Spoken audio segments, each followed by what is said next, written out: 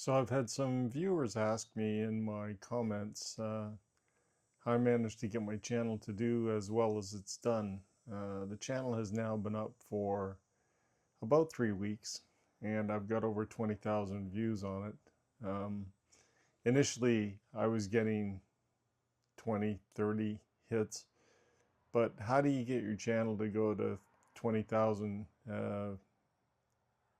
views so quickly is the question I keep getting asked. And I think I'm not a YouTube guru, not by any stretch, but what I have discovered is if you find a niche that there's an audience for, YouTube will take your videos and will search for that particular audience for you.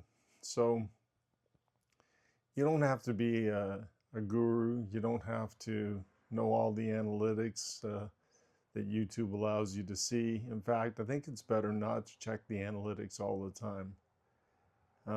My personal feeling is that if you find that niche, and mine happens to be the world of aviation. I spent 25 years in the Canadian Air Force. I flew fighters and Snowbirds and led the Snowbird team. And so I focused on that particular niche and wanted to be able to share my experiences with other folks about what it was like to fly fighters and what it was like to fly in that niche.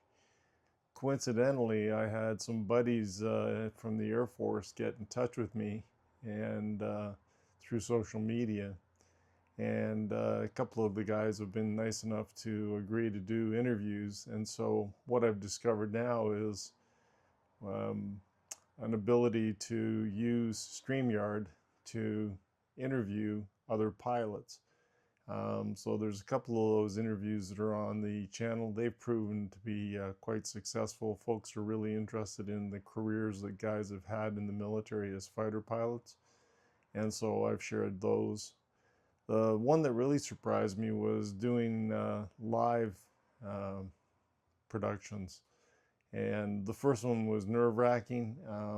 I didn't do it very well. In fact, I messed up the connection between StreamYard and my YouTube channel, so it didn't do very well at all. I found myself talking to myself basically. I didn't think I had any audience at all. The second time I did it, I used StreamYard and I managed to have an audience of up to about 16 or 17 people at the same time. But with that one, in fact, I'm not sure I used StreamYard in that. I think I just did it straight through YouTube and went live on YouTube. The problem I had was I didn't have enough forewarning for my audience to know that I was going to make this live video. And so we didn't end up with too many people on that one. The next live one that I tried, I put out enough warning, but then I was overwhelmed with the questions that were in the chat, and I was trying to talk on a subject about can we save the Snowbirds, and also about what fighter do you think Canada should buy. But the questions were occurring in the chat faster than I could get to them, and so I found that to be challenging.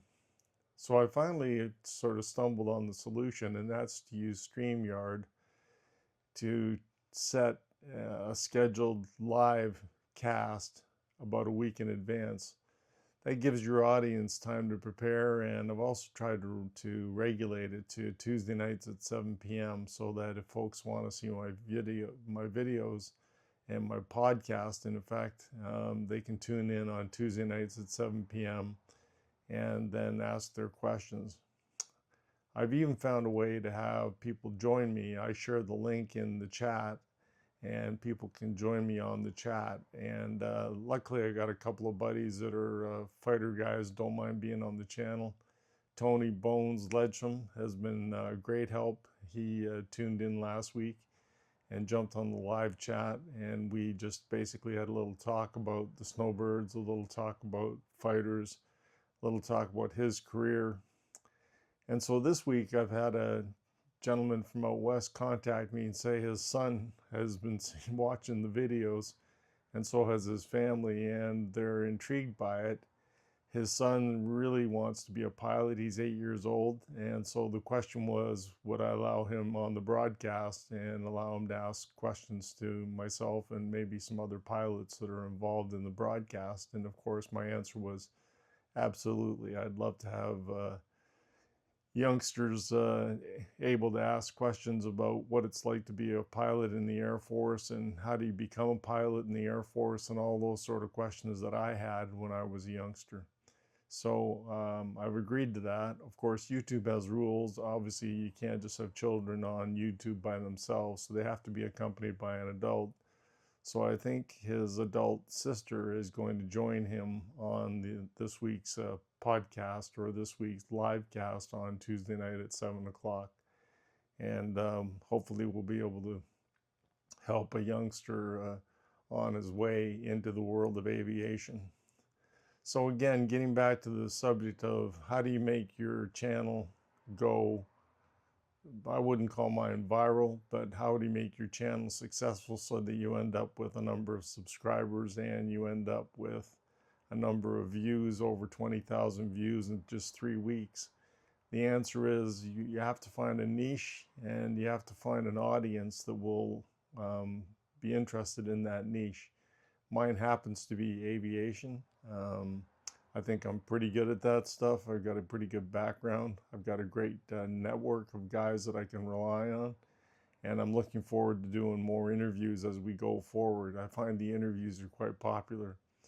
But I've also found of interest that the live views, the live shows, because they're recorded, when they're put on YouTube, it seems like people like going back and watching and scrolling through different parts of the live casts. So I'm going to count on using that going forward as well.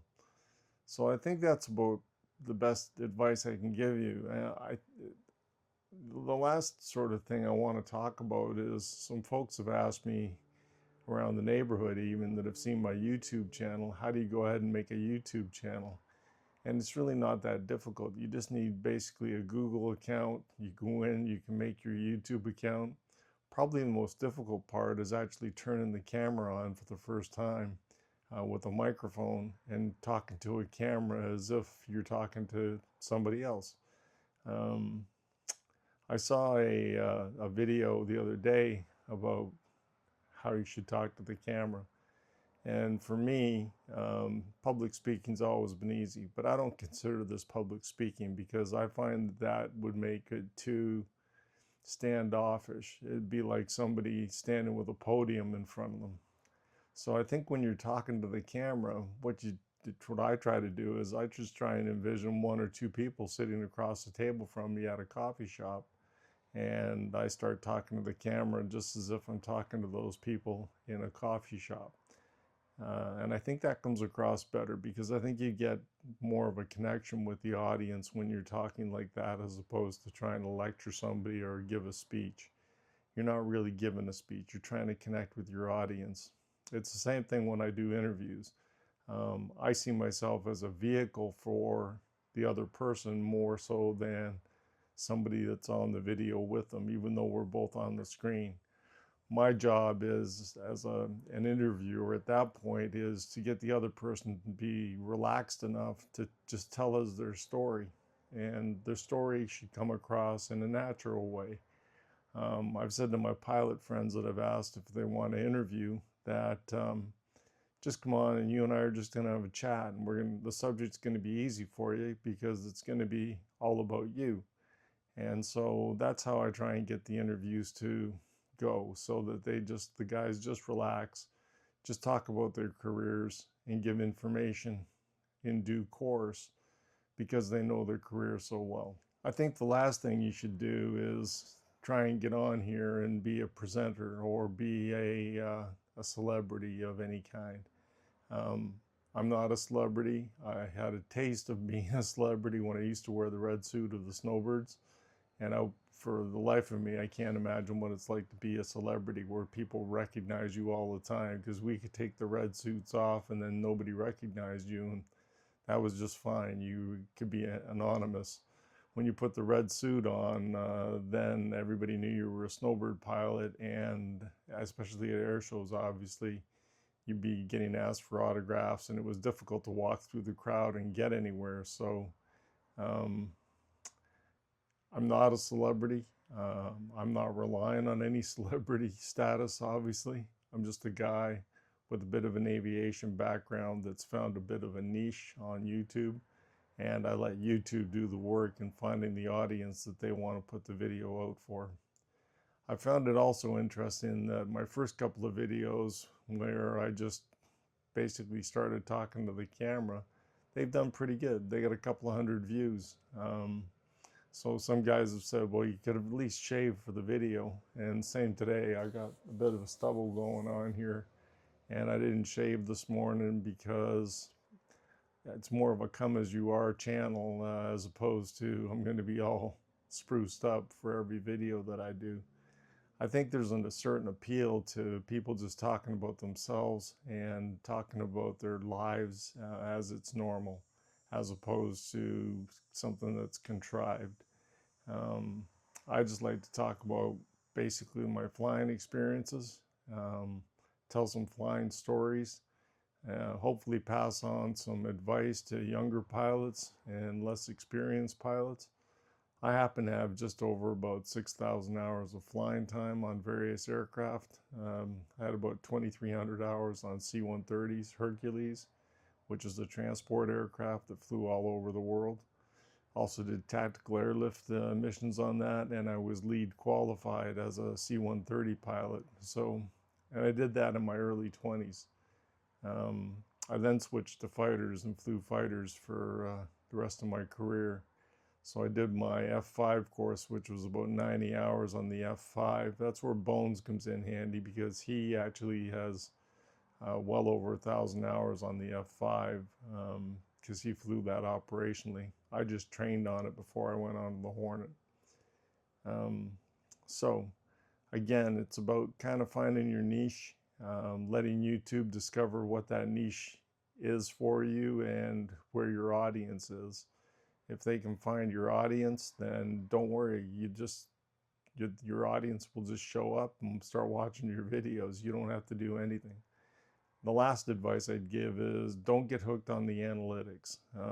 You can put up a YouTube video and start checking the analytics every 5 minutes to see if it's getting views. And if it is, you're feeling like, wow, this is awesome, but then suddenly it stops.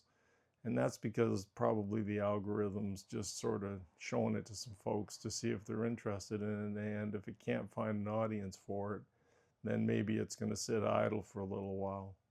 But don't let that bother you, and don't let it stop you. I think the last motivation for anybody that's starting a YouTube channel should be to get monetized. Because if you start worrying about monetization all the time, all you do is go and search for things that try and make you money. And frankly, you're not going to make a lot of money off YouTube anyway, unless you start getting hundreds of thousands of views. And I don't think anybody who's just an average person it's going to be that likely that you're going to have enough viewership that's going to generate the kind of income that some people might be thinking they're going to get out of YouTube. The other thing with YouTube is it's just made monetization a little more difficult now, because you need more watch hours and more subscribers than you needed before. So don't let that be your motivation. If you want to start a YouTube channel because you've got things to share with the world, or your life is kind of interesting, then just go ahead and do it. Set up your camera. You don't need much to start with. Right now I'm talking to you, I've got a DJI mic right here. It's plugged into my iPhone. I'm using my iPhone, and I've got a little Mac beside me, basically a MacBook Air, and it's all it's doing is mirroring to make sure that I'm framed properly. And that's it. I'm recording in 4K, and I'll probably post in 1080p, and you'll be able to see this video. But it's not expensive to start. It doesn't have to be expensive to start, so don't let that hold you back. I I think a DJI mic mini is probably somewhere around $180 or so. I haven't checked the price lately, but I'll see if I can put something in the commentary about a link to the kind of microphone that I have. And I use it both on my phone and on my computer.